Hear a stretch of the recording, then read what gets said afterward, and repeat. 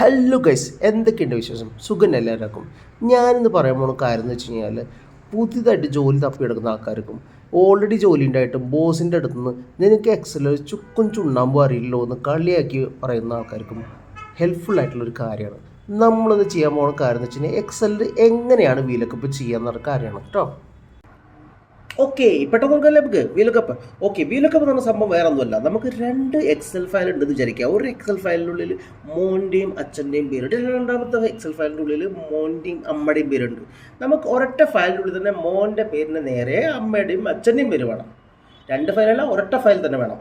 അതിനാണ് വീലക്കപ്പ് ഉപയോഗിക്കുന്നത്. എക്സാമ്പിൾ പറഞ്ഞാണ് കേട്ടോ. ഓക്കെ, ഇനി നമുക്ക് ചെയ്യേണ്ട കാര്യങ്ങൾ വെച്ചാൽ, ഇവിടെ ഞാൻ രണ്ട് ഫയൽ എനിക്കുണ്ട്, രണ്ട് എക്സൽ ഫയൽ കിടപ്പുണ്ട്. ഇതിവിടെ താഴെ റൈറ്റ് സൈഡിൽ നോക്കിയോളൂ. താഴെ ഡയറക്റ്റ് കിട്ടുന്ന ഫയലുണ്ട്, അതിനുള്ളിൽ കിഡിൻ്റെ പേരും അച്ഛൻ്റെ പേരും ഉണ്ട്. ഇവിടെ തൊട്ടപ്പുറത്ത് തന്നെ വേറെ ഫയലുണ്ട്, അതിൽ മോമിൻ്റെ പേരും കിഡിൻ്റെ പേരും ഉണ്ട്. മനസ്സിലായിട്ടോ? ഇനി ഞാൻ ചെയ്യാൻ പോകുന്ന മോം കിഡ് പറഞ്ഞ ഈ ഫയൽ ഞാൻ സെലക്ട് ചെയ്തിട്ട് ഇവിടെ ഞാൻ പുതിയൊരു കോളം ആഡ് ചെയ്യാണ്, ഡാഡ് നെയിം എന്ന് പറഞ്ഞിട്ട്.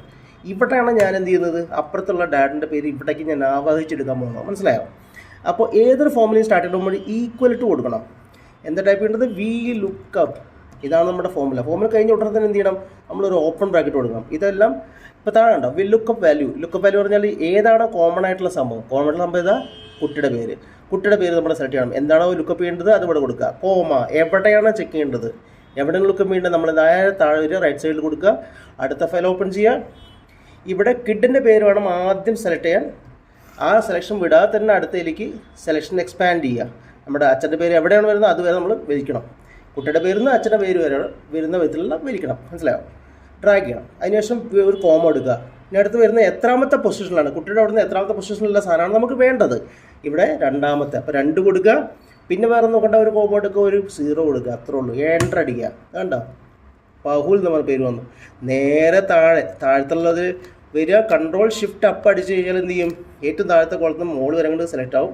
അതിനുശേഷം കൺട്രോൾ ഡി കൊടുത്തു കഴിഞ്ഞാൽ ഈ ഫോമിൽ എല്ലാത്തിലും കൂടെ ഇല്ലല്ലോ. അപ്പോൾ നമ്മൾ നോക്കിയേ, എല്ലാവരുടെ പേരിൻ്റെ അഗേൻസ്റ്റ് നമ്മുടെ അച്ഛൻ്റെ പേരൊന്നുമില്ലേ. അപ്പോൾ എങ്ങനെയുണ്ട് സംഭവം? പുള്ളില്ലേ, നിങ്ങൾക്ക് ഹെൽപ്ഫുൾ ആവില്ലേ? ഹെൽപ്ഫുൾ ആണെങ്കിലോ ഒന്ന് ജസ്റ്റ് ഒന്ന് സബ്സ്ക്രൈബ് ചെയ്തോളൂ. ഇതേപോലത്തെ കുറേ കാര്യങ്ങൾ ഞാൻ വീണ്ടും കൊണ്ടുവരുന്നിരിക്കും. നിങ്ങൾക്ക് എന്താ വേണ്ടത് ജസ്റ്റ് കമൻറ്റിലൊന്ന് മെൻഷൻ ചെയ്തോളൂ. ഞാൻ അതായിട്ട് വന്നിരിക്കും, നിങ്ങൾക്ക് പഠിപ്പിച്ചിട്ട് ഞാൻ പോകുള്ളൂ.